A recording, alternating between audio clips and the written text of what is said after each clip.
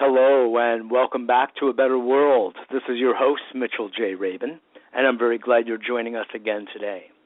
Today we're going to have another very interesting show. We have invited back one of my favorite teachers and neuroscientists, Dr. Joe Dispenza, who's the author of numerous books. Those of you who listen with regularity know that neuroscience, neuropsychology, the relationship of the mind to the brain, to our ideas of psychological, emotional, and spiritual development are really the foundations of what we do here as a way of affecting, creating a better world. I mean, after all, when we have these understandings in place of human psychology, human biology, everything else moves of a piece, if you will. So that's why it's so useful for me and for our audience to get the teachings that people like Joe Dispenza bring forward through his many books, through his workshops, seminars across the world, and I've attended some of them, and I tell you, this is really a mind-opening and brain-expanding experience. Joe has written a number of books. Most recently, You Are the Placebo, and prior to that, Evolve Your Brain, The Science of Changing Your Mind, another Breaking the Habit of Being Yourself, that is, How to Lose Your Mind and Create a New One, and that and the last, The Placebo, has been published by Hay House. Now, a few other words about Joe biographically. Joe Dispenza first became quite popular and caught the public's eye as one of the scientists featured in the award-winning film, What the Bleep Do We Know, back in 2004. Since then, Joe has gotten known worldwide. He has been asked to teach in some 26 countries, over 6 continents, and has been led in so many interesting directions having to do with this interface of mind, brain, nervous system, understanding the subtler realms of human potential. And that's what we'll be speaking about with Joe today. So, Joe Dispenza, welcome back to A Better World. A pleasure to have you. Thank you, Mitchell. I'm very happy to be with you again.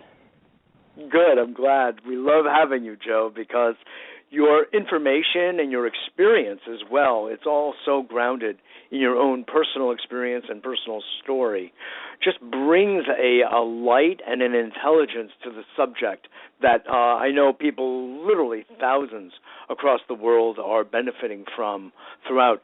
Why don't we go first to You Are the Placebo, and before we look at how you are and I am the placebo, could you just define for our audience, most people are familiar with it, but now it's been rather scientifically confirmed over and again.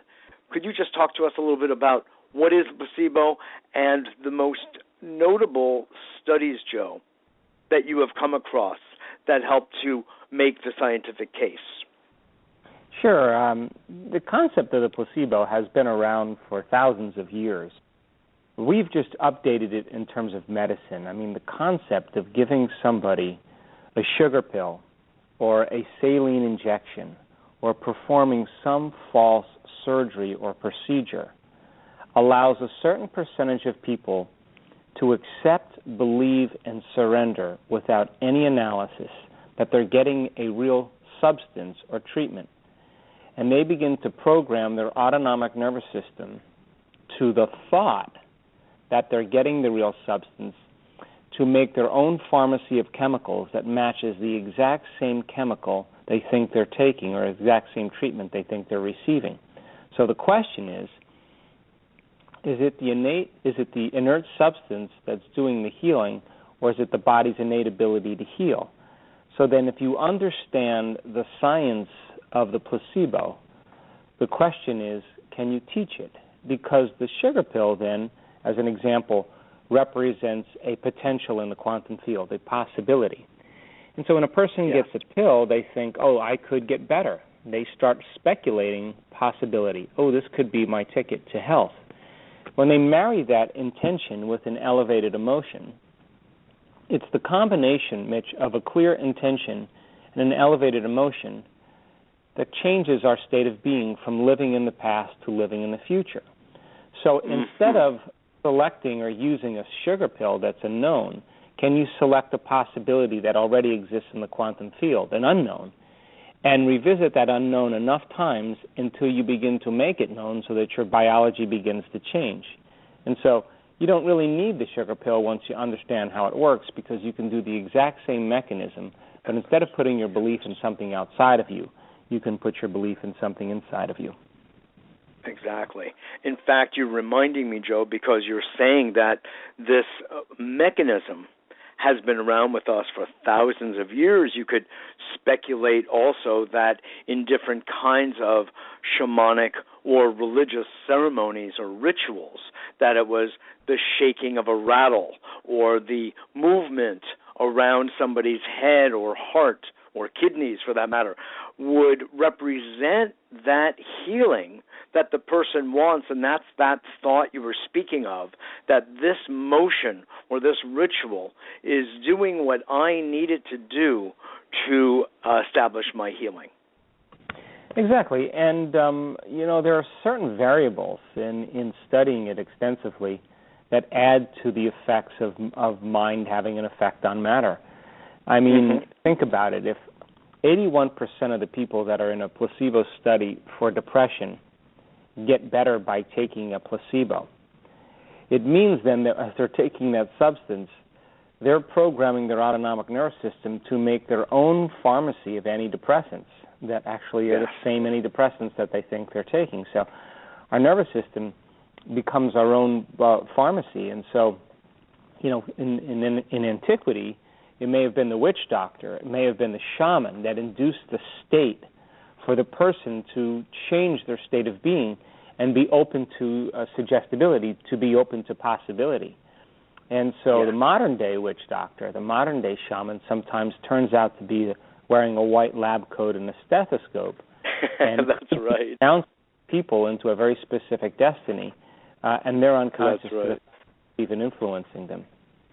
And in fact, what you're bringing up here, at least by implication, is that there's a social quality, a very important social quality to the entire interaction. In other words, if so many people, such a high percentage of people, experience the effect and affirm that this is so, they have experienced the healing through what is found out perhaps later to be a placebo pill, then that means the agreement and the consensus among the group, you could say the sociology, the social aspect of medicine, is helping to further make it real. Could you comment on that? Sure. There's some very specific elements. I mean, it turns out that if a doctor is enthusiastic about a placebo and they create the right environmental conditions with the right level of energy, attitude-wise, and also they set up the environmental conditions where the person really can surrender, there's a very significant effect that takes place in a larger majority of people. And it's kind of crazy because when I wrote The Placebo, I think one of the biggest things I realized is how conditioned we really are as people. And so it works for us or it works against us. I mean, and the question is how we can use it to our greatest advantage. Yes, exactly. By choice, in other words. Yes, indeed. Right. It's really true. Yeah. If you were to kind of step back and look at – it's a very powerful point, by the way. Really want to, emphasize that, the extent to which we are conditioned and what we also accept without proof as real. And we can, through that same neuroplasticity, if you will, that same mutability, exchange that one belief for one that might be much more healing and life-affirming. And I know that you do a lot of work like that. Now we're talking, yes. Yeah, now we're talking because I don't think people really realize to the extent that they accept, believe, and surrender to thoughts or input from their environment that literally programs them into a very specific destiny. As an example, you could take a group of people that have a diagnosis of asthma. And you can take those people and you can tell them that you're giving them a drug to induce, you're telling them you're going to give them a drug that's going to reduce their asthma, okay? Mm-hmm. But you're giving them the exact drug that enhances asthmatic reaction, causes bronchial constriction. Yes. Their belief that they're getting the substance that's taking their asthma away is greater than the drug that induces their condition. That's how powerful thought is if you really let that in. Indeed. Would that be called a nocebo? Yeah, it would be called a nocebo in a sense. I mean, there's other case studies where they took a group of Japanese children that were sensitive to poison ivy, and they told those children that they were giving them a leaf that looks like poison ivy, but it wasn't. And then they were giving them another time. They were giving them a leaf that was not poison ivy, and told them that it was.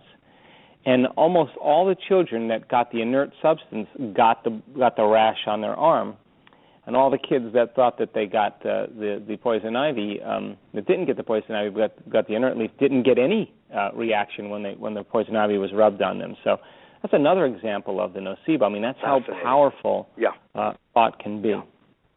Exactly. When I think about it, what you're really saying is that we talk about mind over matter. We're also, as a result, talking about mind over biology. Or you could say, and I'd love to hear what you have to say about this, that the mind and biology are operating perhaps according to different laws or a certain different hierarchy of laws. Well, again, this is the ability to have our thoughts program our biology is literally mind over matter, because thought is an etherical thing, but once a set of neurons fires in the brain and you get enough of brain activity, you produce a level of mind. Once you have a level of mind, all of a sudden another part of the brain called the chemical brain or the limbic brain begins to create a batch of chemicals, neuropeptides, that match the thoughts that you're thinking.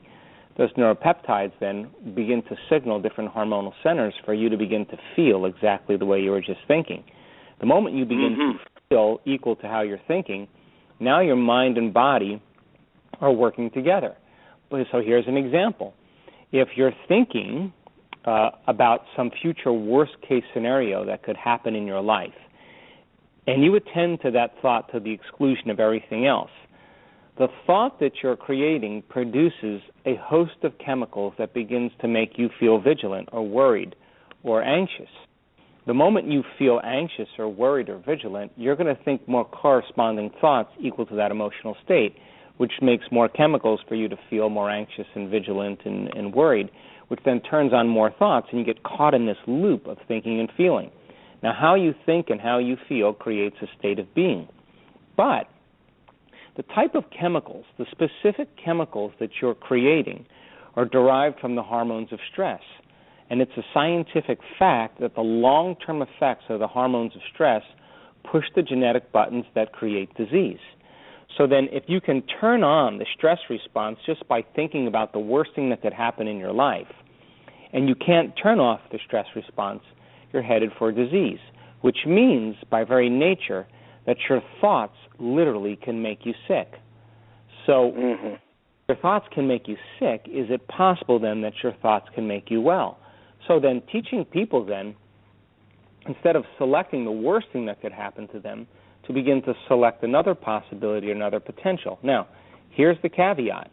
You can't wait for your healing to feel wholeness. You know, you can't wait for your transformation to give food. You can't wait for your shift to feel joy. I mean, that's the Newtonian model of cause and effect, waiting for something outside of us to change how we feel When I inside. make $1 million, I will be happy.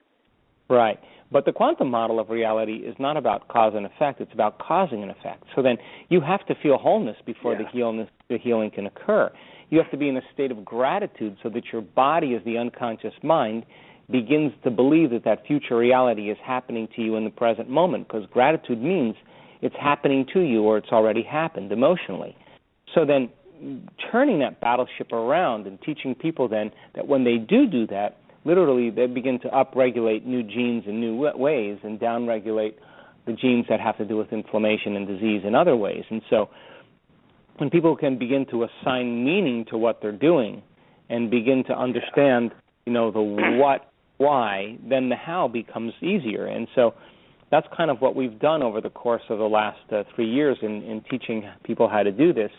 And by the way, we've been pleasantly surprised to actually see things that are healing that we never ever anticipated would ever heal just by thought alone. So it's a skill. The more you practice it, the better you get at it. It is a skill. And, of course, you're enticing me to ask you for a few examples of this. But just prior to that, what I'm gathering to translate would be to say rather than generating more cortisol release into the bloodstream, we'll be really looking to create more something like oxytocin, possibly some more serotonin. And, like when you just go for, let's just say you decide to wake up in the morning and you make an effort to give thanks for your life, things that you have in your life, and then give thanks for the things that you're going to have in your life. And now this isn't an intellectual process, but it's really actually a bodily,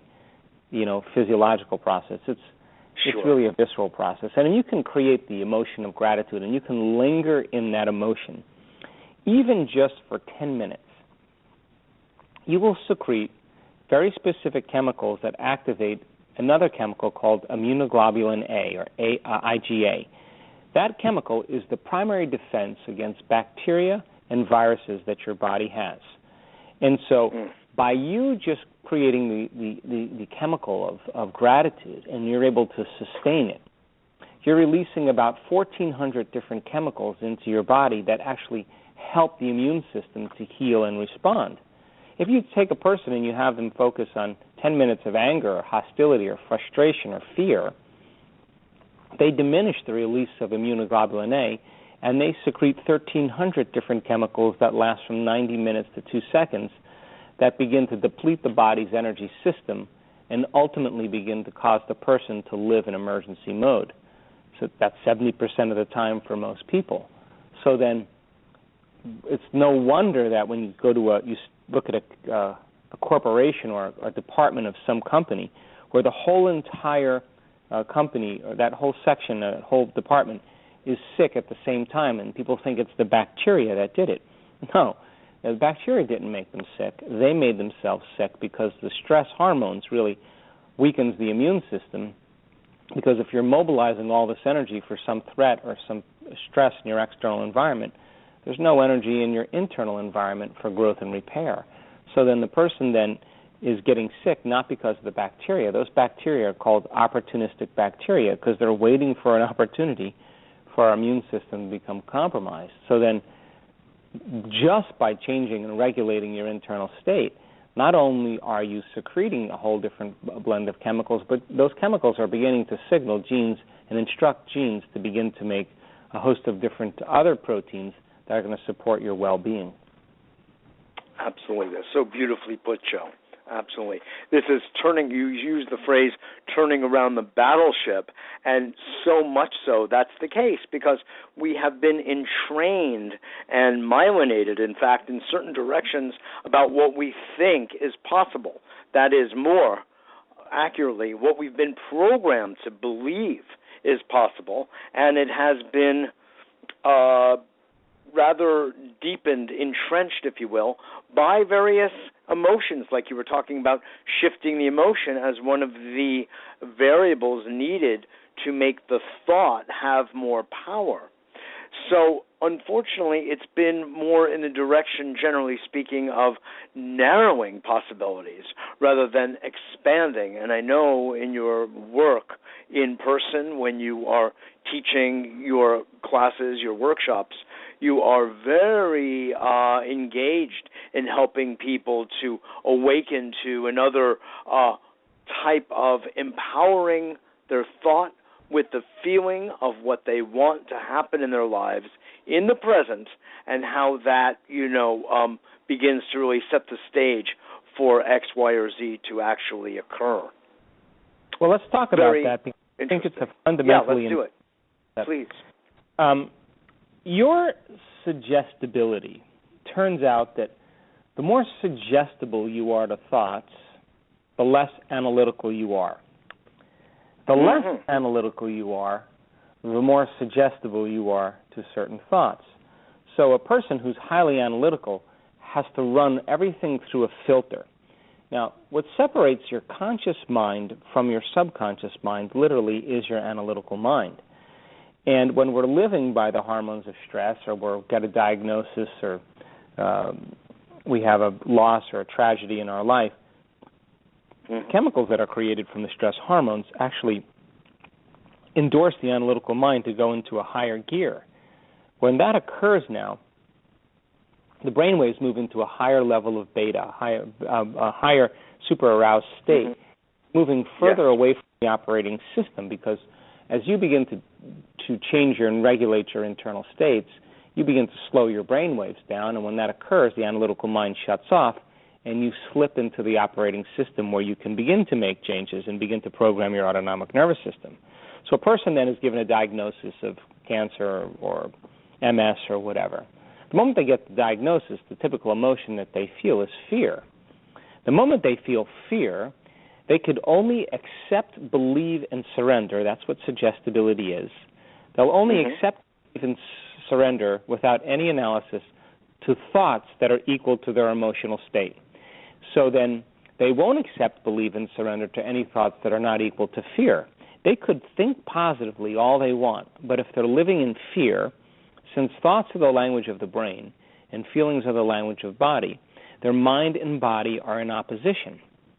So the result is that they can't, the thoughts of, I'm going to beat this or I'm going to get healthy, working against the feeling of being afraid, it never programs the autonomic nervous system, because the analytical mind can't accept any thought that's not equal to the person's fear.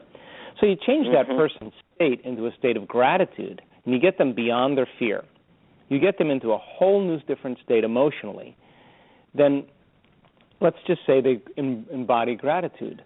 Then the moment they're feeling gratitude, or they're feeling inspired, or they're feeling empowered, or they're feeling unlimited, they will accept, believe, and surrender to the thoughts that are equal to that emotional state, and they'll begin to program their autonomic nervous system into a whole new destiny. And that's why in our workshops we very rarely answer questions for people, because I know that a person who's suffering or struggling in their life and can't get beyond themselves, and they're feeling an emotion, a limited emotion, if we tell them the answer to their problem, even if we tell them the answer, they can't hear it because they can't accept, believe, and surrender to it, because they're not in the right emotional state. If I say to them, look, give me 3 days, just take the ride with me, come on, let's just cross this river together, and let's get beyond emotions that keep you anchored to the past. So emotions can then either keep us anchored to the past, or we can use elevated emotions to drive us into a new future. So it turns out that the person, as soon as they overcome their fear, as soon as they get beyond the addiction of frustration and anger and hatred or whatever it is, their body is no longer living in the past, and now they can see a whole new landscape. They can see a whole new possibility, because they're not viewing their future through the lens of the past. So then when they change their emotional state, then I'm passionate about that, because once they start feeling those elevated emotions, they begin to program their autonomic nervous system into a new destiny, and they're freeing themselves really from the chains of the past, and the body's no longer believing it's living in the same environmental conditions, the same experiences, 24 hours a day, 7 days a week, 365 days a year. The body now is no longer connected to the past, because emotions are a record of the past. Yes, indeed. That's very, very interesting. And I'd like to circle back to that idea of when someone pictures the worst-case scenario. After all, that's a conversation in the collective that's very popular. Let's look at all possibilities. Let's look at if our endeavor is going to be brilliantly successful.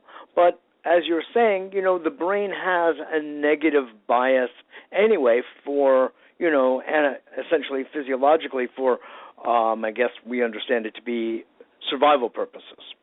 So taking that into consideration, we do play out what would be the worst thing that could happen. Is there a way, and let's say that there's a certain, I'm going to dare use the word realism here, there's a certain common sense to that, but you're warning us that there's, you could say, an electrochemical hazard to it at the same time. Because if we start to manufacture those chemicals that go with the emotions of imagining a worst case, we're in some trouble. We're digging a ditch for ourselves. Is there a way, now that you've brought up the analytic aspect here, is there a way to detachedly look at, play through what might be considered a potential worst case without feeding it with those emotions, therefore those chemicals, and yet be apprised for future, yet be putting most of the attention and energy into the desired outcome? Okay, let's start from the top here. I think that there's nothing wrong with anticipating the future. The brain actually is an anticipation machine. It always likes to anticipate the future based on the past. And when you're in survival and when you're competing in the jungle and there's adverse conditions in your environment and you have to manipulate and get what you want, sometimes that process works to our advantage. The difficulty is that when we're in crisis or trauma or disease or diagnosis or loss, all of those elements in our environment really turn on that fight or flight nervous system. And when that occurs now we start getting out of balance because now we're predicting the worst thing that could happen in our life, and we're getting ready for the outcome emotionally, because if we pick the worst thing that could happen in our life and it doesn't happen, anything less means there's better chances of survival.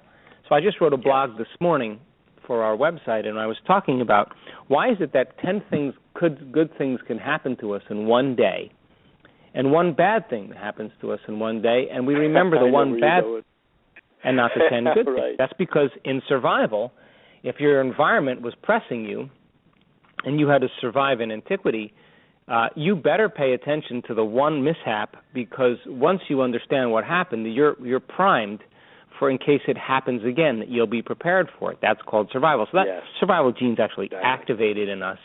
And as long as we're living in survival, we're always going to try to predict the future based on the past. So that's what survival is about. So 70% of the time, people live in survival. And so now they're living by the emotions of aggression or anger or hostility or competition or violence or fear or anxiety or worry or guilt or shame or sadness, pain, suffering, depression. They're living by those states. And so a person then is already living in the predictable future biochemically because of their experience of the past, and they're not in the present moment. So why is this relevant? Well, because if you are going to help a person really begin to make measurable changes in their health and in their life, then there's nothing wrong with anticipating or knowing what the future could be like, but you only see it as one possibility, not as the ultimate possibility. So then a person then who's going to begin to change their biochemical state, the first thing they have to do is they have to find the present moment, because they may say, I want a healing, but if they woke up every morning and they got out of bed on the same side and they went through a series of routine behaviors that led to the same experiences, that produced the same emotions because they're making the same choices, and they've done that for 20 or 30 years, then their body's already in a predictable future because they've done it every day in the past. And so their body's already programmed into a genetic destiny. So getting a person to overcome those habituations in mind and body and thoughts and feelings and behaviors and helping them to surrender to the present moment, when they start getting present and their brain and body is no longer in that predictable future, now is the time for them to begin to create and to begin to select, instead of the worst case scenario, some great scenario. And just like they did the way they created their anxiety, to begin to emotionally condition their body into a new future instead of into that predictable future. And if they do it properly, they'll begin to see measurable changes in their health and in their life. And it takes just a little bit of awareness. It takes some persistence and determination, and it requires some repetition in the process. Yes. It's fabulous. It's so empowering to hear you speak about this and about what the real biochemical, bioelectrical setup is and who we are, in a sense, outside that, looking into it and having some real measure of control over it. So at the end of the day, what I feel you're really speaking about here, Joe, is really developing a sense of self-mastery. Would you say that that's really the direction? Yeah, I think so. I mean, look, this is a time in history, and this is what I've realized in the last 3 years. This is a time in history where it's not enough to know. This is a time in history to know how. And I think that science has become the contemporary language of mysticism. Science is the great way to demystify the mystical. So if you blend a little quantum physics with a little neuroscience, with a little neuroendocrinology, a little psychoneuroscience, a little eye of Newt, and a little eye of Newt, and a little epigenetics, people are going to go, wow, knowledge is power, but knowledge about myself is self-empowerment. Now, when you understand that knowledge, when you understand that philosophy, when you understand that theoretical information, it's pretty much void of any experience. But if you take that information and you apply it, or you personalize it, or you demonstrate it, it means you're going to have to modify your behaviors in some way and do something differently. Well, if you can get your behaviors to match your intentions or your actions equal to your thoughts, you can get your mind and body working together, you're going to have a new experience. Now, once you have a new experience, the experience is going to enrich the circuits in your brain that you learned philosophically. In other words, when you learn something, you make new connections in your brain, but the experience then enriches the circuitry in your brain, and then the brain makes a chemical called a feeling or an emotion. Now you begin to embody that information. You begin to embody the philosophy. You begin to teach your body chemically to understand what your mind is intellectually understood. So knowledge is for the mind and experience is for the body. And in that moment, you literally are embodying the knowledge, and you're signaling new genes in new ways because you're chemically instructing your body to understand what your mind is intellectually understood. Now you've initiated it, but it's not enough to do it once. If you can repeat the experience again, over and over again, both neurologically and chemically, you'll condition your body to know how to do it as well as your conscious mind. In other words, your mind and body will merge as one. And when your mind and body merges as one, now it's becoming innate in you. It's second nature. It's who you are. It's effortless. You've done it so many times, you don't even have to think about it. You know how you do it, but you don't even know how you know how. So our journey is to go from philosopher to initiate to master, from mind to body to soul, from knowledge to experience to wisdom, from thinking to doing to being. And we have all the biological and neurological machinery to do this. And so when people begin to say, okay, look, I got the philosophy, I understand it, now teach me how to do it, those are the people I want to hang out with because 10 years ago, the philosophy was enticing. Now people are like, show me how to do this. Just tell me how to do it. I'll practice it until I start getting my own effects in my life. And those are the people that really make it exciting because they're doers. Turn you on, and exactly. These are the people who are changing the world, quite literally. Talking about changing the world, you are listening to A Better World with Mitchell J. Rabin. We're on every week on these airwaves, and today we are speaking with Dr. Joe Dispenza, teacher, author, and today our focus is You Are the Placebo. Joe has been on the show a number of times as well as on the TV show.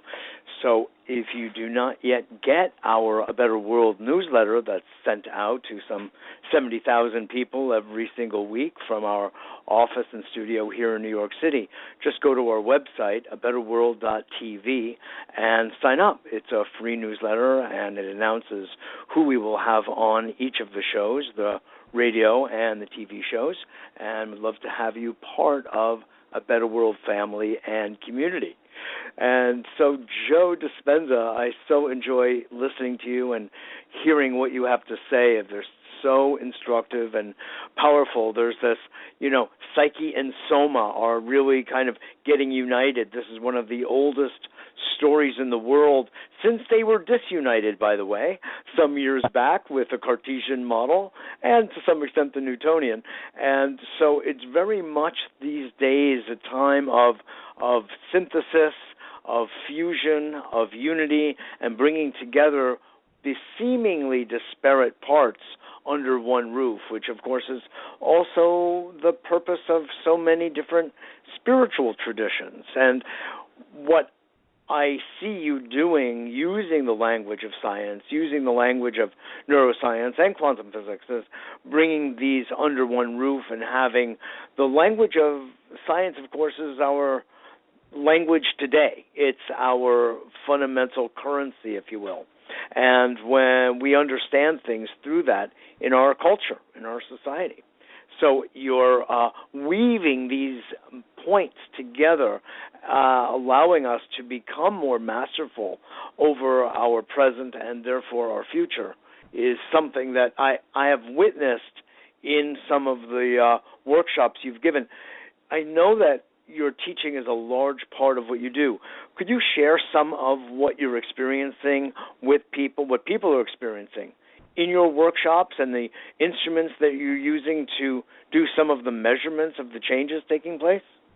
Sure. I'll talk about it on two levels, Mitch. One level, I'll talk about just the objective measurements we're seeing, and then maybe I'll share a few stories that happened recently that would get people pretty fired up about Sure. Well, it gets me fired up anyway, just to see, what people are actually subjectively experiencing in type of transformations that are going on.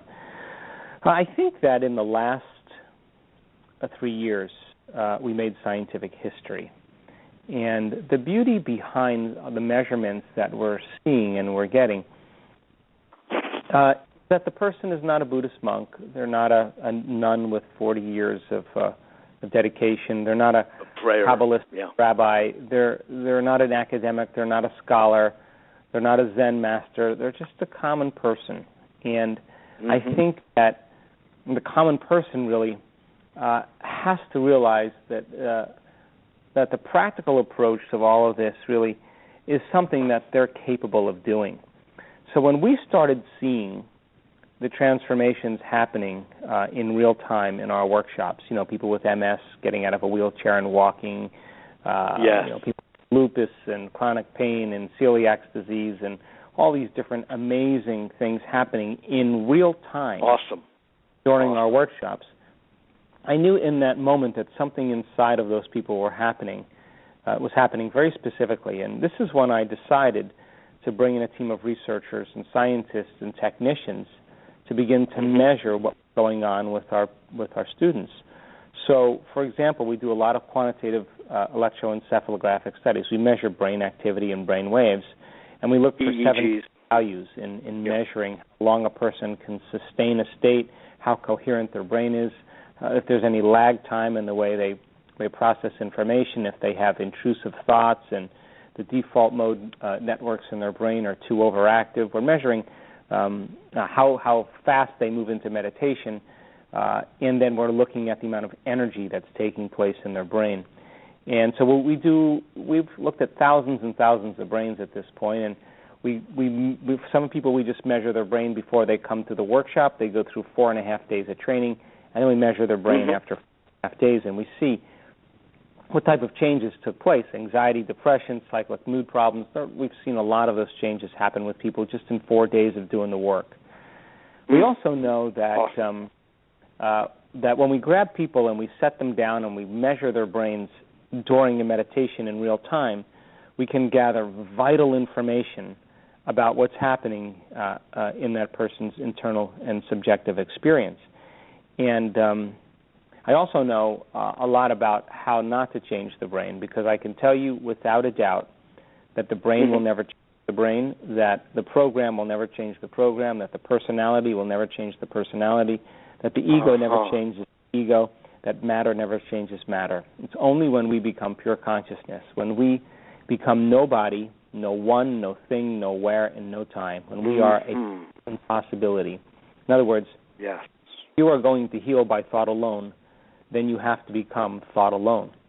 And when people actually reach this point where they are no longer their bodies, they're no longer their identity, they're no longer connected to things or places or time, that's the moment that they're pure consciousness, and they actually are beginning to merge their consciousness with the consciousness of the quantum field. And that kind of unity that begins to take place starts creating very coherent, organized, highly integrated and synchronized brainwave patterns. And when your brain gets coherent and organized, you get coherent and organized and clear. And so we've seen that when this person reaches this elegant moment, that all of a sudden we see the front of the brain talking to the back of the brain, the right side of the brain talking to the left side of the brain. Different compartments begin to unify, and the person is starting to feel more like themselves because the integration of those different compartments of the brain is creating holism. And every now and then, somebody strikes the jackpot and their entire brain moves into complete synchrony. Two hemispheres are just synchronized as one. And that person is experiencing true wholeness. And every single time we've seen that in real time, we can follow the lead from the computer to the brain cap, and we can turn around and look at that person's face, and there are tears of joy rolling down their face because they feel so whole and so connected to something greater. They feel so in love with life, so satisfied with who they are, so in a state of reverence and gratitude that in that moment it's impossible for them to want. I mean, how could you want if you're whole? It's impossible. You have everything and you're whole.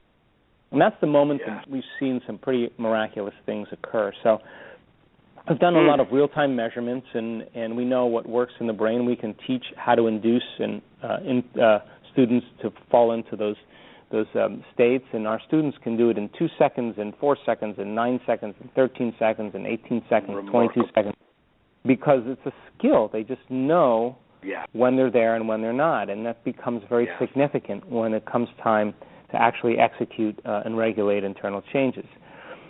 We also measure... Now you've got me going, Joe. Now you've really got me going. I think this is what our audience loves to hear. You know, this is whole brain thinking. This is whole brain being. It's actually a total psyche-soma merge. It is, because when that coherent signal travels down the central nervous system, when the central nervous system controls and coordinates all other systems, your digestive system, your immune system, your reproductive system, all of a sudden there's a very coherent and organized signal to the body systems, and so the immune system gets more integrated. The digestive system's timing gets better. The heart starts working in more rhythm, and the person starts to experience the ultimate connection between their mind and their body. So then we started to measure heart rate variability, and we partnered with the HeartMath Institute. Actually, was on the phone with the senior research analyst the other day, Roland McCready, and he was so excited, overly joyed about the research from our workshops that we know that when a person has a coherent mind or coherent brain, they have a coherent heart. And when they have a coherent heart, they have a coherent mind and brain. So we also know that when you marry a clear intention with an elevated emotion, the combination of those two things begins to affect matter.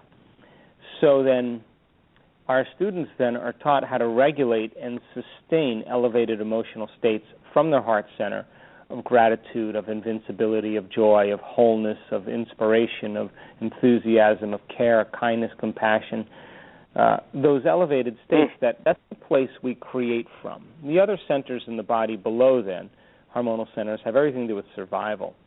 So when a person starts open up this center and they're able to regulate it, the field around their body actually enhances. They begin to make some wonderful immune chemicals like we discussed, and also then they're in the proper state to create. And the field around their body, the energy field around their body, really we've measured, begins to expand as well. Now they're more energy and less matter. They're more wave and less particle. And they feel connected to something greater. And the big thing is that instead of fearing the unknown, they trust in the unknown. And so we taught students how to do that. We've also created what's called a global coherence. We've had our students all at the same time move into a specific state emotionally, like gratitude and appreciation. And then as a group. as a group, about 550 people, and then we've had people in the front rows wearing HRV monitors just sitting there, and the influence of the audience on the people in the front of the room causes almost the entire group of people sitting there, their hearts all go into coherence and orderliness at the exact same time, the exact same day. Oh, my God. So that's some of the research we'll be presenting with HeartMath, and so now people are now creating a true community because they're connected from an elevated energy and a real more coherent energy. And so we'll release that research very soon, and our students then, of course, are equipped in the creative process. We also measure the energy in the room. In other words, if everybody's living in a state of love and gratitude, and that's a faster frequency emotion, and everybody's doing it at once, then the summation of all the energy in the room should be heightened as well. And in all advanced workshops we've done, every single day the energy in the room builds, and that's the energy that the miraculous happens in. So we've also measured the energy around people's bodies, which is with an advanced Kirlian machine. We've measured the energy centers of their bodies. We've measured the GDV machines, yes. We've also measured epigenetic changes in urine and saliva, cortisol levels going down, DHEA levels going up, oxytocin levels, off the chart in terms of height. And recently, which has become now a normal for us, is the amount of energy that's being released in the brain. I mean, when you fire a neurological network in your brain, the average amount of energy that's released in that network is about 40 microvolts of energy squared. So, like if you're having an excitatory thought, it goes up to about 60 microvolts of energy, and if you have an inhibitory thought, the brain slows down, it's about 10 microvolts. So 10 to 60 microvolts of energy squared in the brain is normal, and we're capturing over and over again 1 million microvolts of energy, 4 million microvolts of energy, 500,000 microvolts. What? And it's become a consistent phenomenological process that's occurring. Now, why is that relevant? Because whatever's happening to that person in that moment is a completely real experience to them. In other words, they're having an inner experience that is so real and so powerful that it's transcending any outer past experience. So that inner event is causing them to have, in other words, a full-on sensory experience without their senses. Now imagine if your senses were heightened by 25% right now. Everything you saw, everything you heard, everything you smelled, everything you tasted, everything you felt was enhanced by 25%.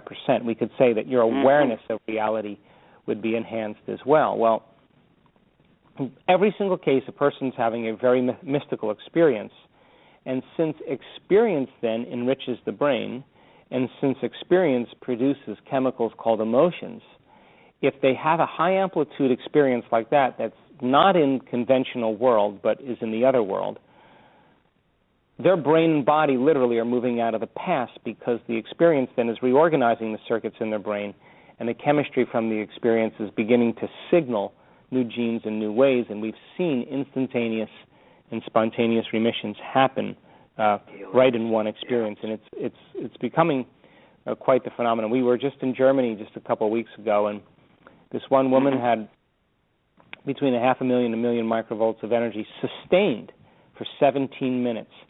And the neuroscientists and I were looking, just shaking our head, knowing, number one, you'll never see that measurement in a clinical setting, and number two, she can't make her brain do that. It's happening to her. She's having an experience that she's surrendering to, and that subjective experience isn't just some subjective experience where she's visualizing. That's not what's happening. She's having a vision. She's having an experience. Yes. Brain and body are catching up, and literally that's when the past no longer exists. That's the moment that the disease no longer exists either. So we're seeing it over and over again, and this woman that went for 17 minutes in Munich, Germany. we were smiling because we knew that she was having a very real moment, and the amplitudes got so high on the computer that in the next moment we just saw on the strip chart just lines. In other words, it didn't look like alpha, beta, theta, there was just a flat line. We thought, looked like she went brain dead. But we looked at her and she was there, and we knew in that moment that her amplitudes were so high that the computer program couldn't calibrate it because no one ever thought that it would go that high. So, pretty exciting moment. Was it at delta? Did it go to delta where there is such slow brain movement? Okay, this is a very brainwave frequency. Okay, so I've never talked about this before, but let's say this. Okay. So picture a strip chart. You see like a little alpha, beta, you see little lines going by. That's normal. But now just imagine taking a handful of Crayola crayons, like 8 crayons of every color, and then just running the crayons up and down along the strip chart so it looks like a snowstorm. And you can't even see the lines anymore. It just looks like a big snowstorm of all these different colors. That's what it looks like on a strip chart. So there's no way for us to measure what's going on in there because you can't even see the lines anymore. When that happens, then we have to go to another measurement called the joint time frequency analysis to be able to extrapolate the values and the numbers that are taking place. So the amplitudes then is the amount of energy in the brain. The brainwave states that the people are in are all of a sudden we're starting to see something very unusual. I haven't talked about this at all. And that is that when you see those high amplitudes of energy, some people, the ones that are producing the highest amplitudes, their brain waves are in delta. In other words, their body is sound asleep. There's no resistance in the nervous system. Now, we've seen people with the same kind of patterns on the strip chart, but they're only at 4,000 microvolts of energy. Still pretty high compared to 10 to 60, but their brain waves are in alpha. In other words, they're a little bit more conscious, so they haven't surrendered completely to the experience. And other people are in theta, and some people are in mid-range, and so it seems like more deeper the person goes, the more their personality's out of the way, the higher the amplitudes of energy because there's less resistance in the body. Indeed. It's fascinating. I used to work with a gentleman named Brother Charles, now known as Master Charles, who started something called the recognition experience, synchronicity, the recognition experience back in the 1980s. And he was playing with, like, the Monroe Institute, binaural beat and putting certain messages in there too. But he had one tape that he gave me, and very few people actually, which was a pure binaural beat delta, and it just sounded like an ocean wave, and it was so difficult to remain conscious, but to whatever extent you were conscious, you felt so good and complete, and sort of like you were describing before, Joe, when you are in the quantum field, when there is no one home in the way we know ourselves, that precious space. And you were reminding me of that experience that I used to have using really, literally music, sound, natural sound in this case, to create something somewhat similar to what you're describing. It's awesome that you're getting these kinds of results. So how would you compare that woman's experience in those 17 minutes and what you were measuring with the classical idea of samadhi or enlightenment we know from the East? I think samadhi really is a sustained state of consciousness where you are completely connected or more connected to that intelligence within us. We're seeing transient moments of this, so it's almost like there's a bleed-through where the person is actually experiencing, like they're experiencing a transcendent state in that moment. They're no longer focusing on matter. They're no longer focusing on the particle. They're focusing on energy and the wave of information where the quantum world exists. So all of their attention is off their body, their environment, and time.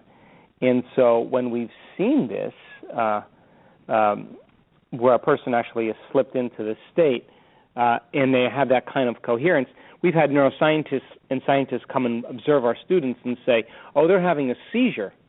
And I said to them, really? Does she look like she's having a seizure sitting over there? I mean, I'll have one of those. the rest of her brain would have been very out of balance. And secondly, yes, she's wearing a heart rate monitor. And for those moments where she's processing 1 million microvolts of energy in her brain, her heart is in complete order and coherence. She's experiencing for 60 minutes such heart rate orderliness. She's in a state of love. She's in a state of gratitude. And when you're in that kind of state of love and gratitude, you typically are not having a seizure. So our research goes contrary to the conventional model. And I was in Portugal last year, and actually, it was the end of last year, and I had a group of scientists that were outside my event, picketing my event, and I called them in and said, come on and sit down with me. And they wouldn't come in, but they sent a news reporter in. And they were concerned because they couldn't understand my research because it wasn't normal. And I said to them, I'm not interested in studying normal or natural. I'm interested in studying supernatural. I'll leave the normal and natural up to you guys.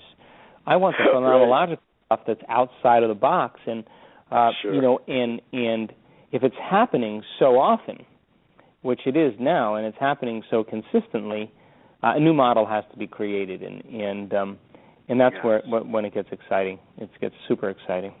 God. And by the way, we also did the experiment in Carefree, Arizona, in April of this year, where we extracted people's blood, and we had their blood on a slide at a remote location. Like live blood cell analysis?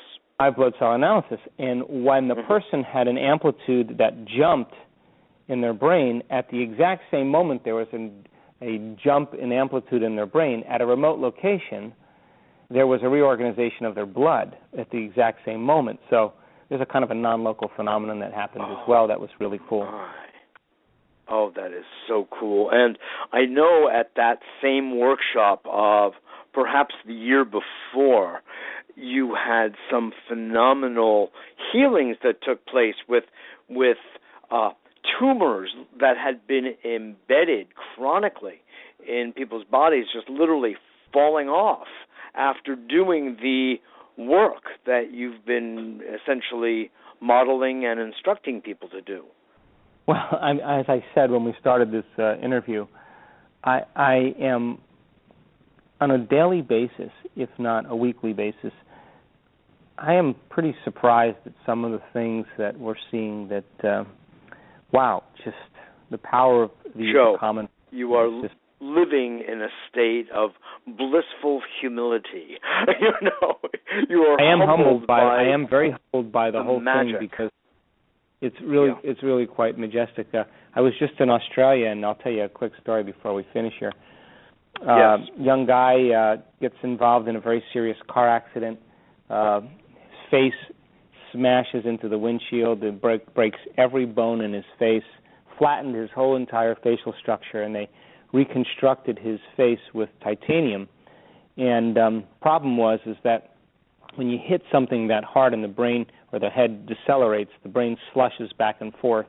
It's like a soft-boiled egg inside the cavern of the skull. Yeah. And there's some very sharp and rough edges of the skull, and sometimes it can sever nerves. And in this guy's case, he completely severed his olfactory nerve, like severed it in half, both of them. And so he lost his sense of smell and a sense of taste, and the trauma, of course, to the frontal lobe shut off the frontal lobe, and they told him after 3 MRIs he'd never smell again, and that he had brain injuries, and that he was, pretty much be suffering the rest of his life from depression. And so he picked up the book, and started reading it, and wound up at an event of mine in Melbourne, Australia. And the second day of the event, he leaned over to kiss his girlfriend after the meditation, and he could smell her shampoo, which was really surprising to him. God. So from that moment on, the doors opened, and by the time he came to the advanced workshop, he was smelling the earth in the morning, the fungus earth in the morning. He could drink wine again and taste wine. I never anticipated that would ever happen, but when you sever an olfactory nerve, it's like having a spinal cord injury. The nerves aren't supposed to grow back, and there was, according to him, like a 4-millimeter gap with scar tissue between the two ends of the nerve. And he's by the end of that event, he was smelling and laughing and pretty happy about his life. So Events like that are typically very surprising to me when they happen so quickly and so beautifully. Yes, so quickly. That is just phenomenal. Joe, just tell us a little bit about what you're doing now. I know you are, before you go, you are going to be up at the Omega Institute. Is that correct? With John Holland, Donna Eden, who I met out in Boulder at a Subtle Energy Conference, David Feinstein, September 25th and 27th. Is that all on your website? Yeah, we'll be doing a little consortium there with John Holland and Donna Eden and David Feinstein, and kind of a little blend between psychospiritual stuff and energy medicine and mind over matter, and kind of weaving together a model for people to really start taking home into their life. And it'll be at the Omega Institute there in September, and then I'll be at the Kripalu Yoga Institute in March of 2016, also doing a progressive workshop. Well, that's more like 2.5 days of just hanging out and just doing a lot of meditations and understanding the science and retreating from your life long enough to get it wired in your brain and body. And right, I know. I got mine wired last October, I think it was, in Norwalk. Thank you very much, by the way. Yes, I know what it's like to spend 2.5 days with you, very intensely focused on this material. It's incredible. On that same note, you, through Hay House, you are offering Making Your Mind Matter, of course. I love it. And is that a teleconference? How does that work? Yeah, so Hay House, we've gotten such a great response from my last 2 books that Hay House asked me to do an online course where I could bring a lot of the concepts in small sound bites of 30 minutes or so for people to kind of wrap their mind around, and it goes for like 8 to 12 or 16 weeks, and they just kind of get familiar with the content, and then there's meditations and stuff for them to practice. Yes. And served up in a way that they can make some headway. Yes, that's wonderful. That's wonderful. Well, I hope to see you soon at one of these events, and we'll have you on A Better World TV coming up when you're in New York for the Omega Center event. So, Joe Dispenza, thank you so much for your brilliant work. It's truly brilliant, and as you said, you are helping to make scientific history with what you're doing, and the Portuguese neuroscientists with their placards is just an excellent sign, no pun intended, of exactly the kind of work you're doing. Well, thank you for doing your work, too, Mitchell. I appreciate your contribution to humanity. Well, thank you so much, my friend. Great to talk to you, and I love having you on, and we'll have you on again soon, and I'll see you soon in New York. Thank you so much. Have a great day. You too. Bye-bye now. Bye. Joe, bye-bye.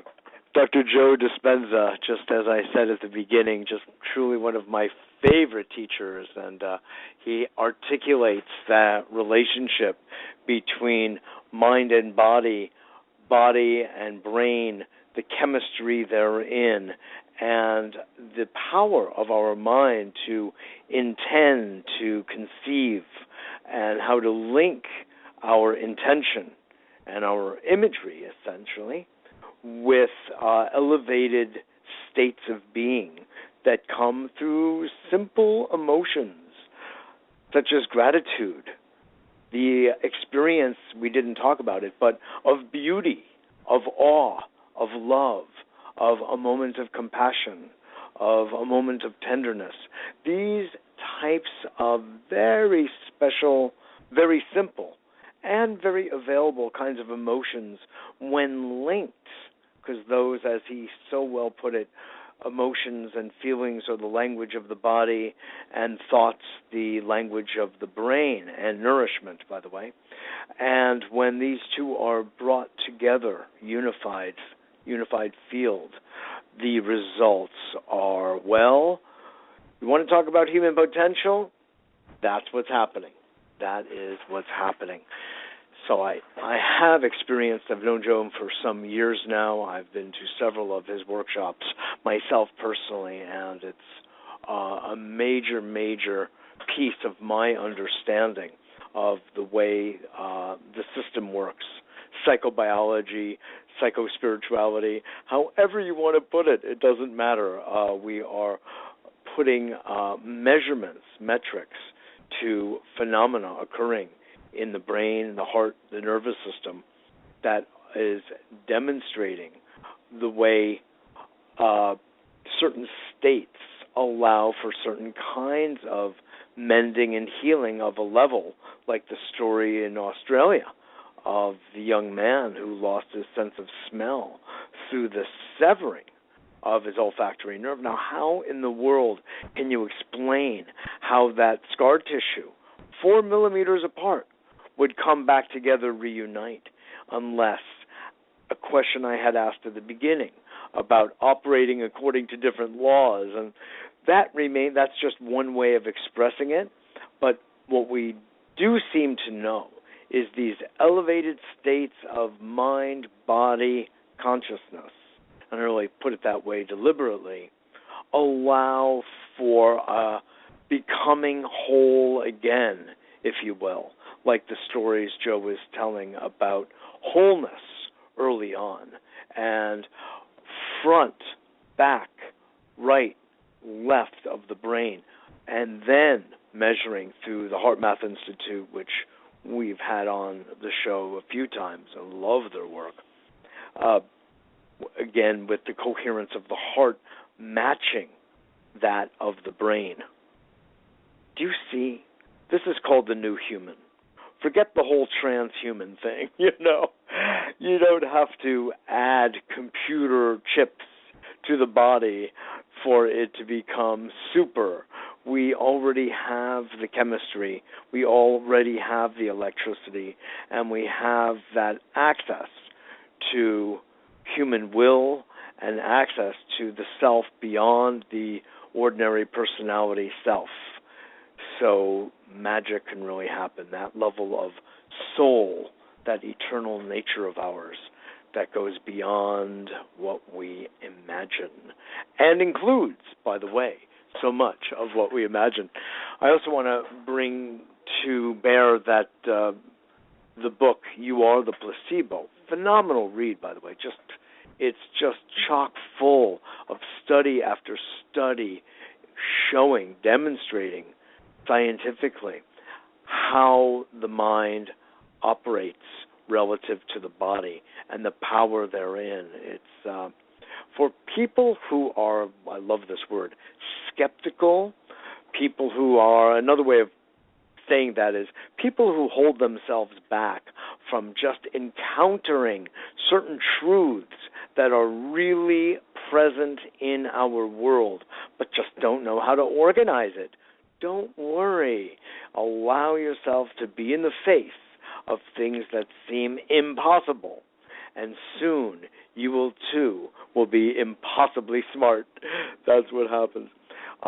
Yes, so I wanted to say the Placebo, You Are the Placebo, is coming out by Hay House in mid-September in paperback, so that will be available. And coming up just in the end of September, as Joe mentioned, he'll be at the Omega Institute, September 25th through 27th, with John Holland, Donnie Eden, who I had a chance to meet some years back when I was helping to market this really interesting little EEG device, in fact, wireless and gel-free, that I, of course, put on Joe's head at one point or another here in New York, and very, very interesting type of unit that helps people also graduate to higher levels of coherence. So Donna is a lovely, lovely, full of joy type of woman. So this is something that you would want, if you can, get up to Omega Institute. It's not that far from New York, up in the Hudson Valley, where I went to college some moons back. You'll definitely enjoy that and his other workshops. Just go to Dr. Joe Dispenza, Dispenza. Just really Spenza. I think the etymology is connected to Esperanza, which means hope. Indeed. It also means to wait. So one must be patient and have hope. and all good things will befall thee. So, with that said, I want to just thank you all for being here today and tuning in.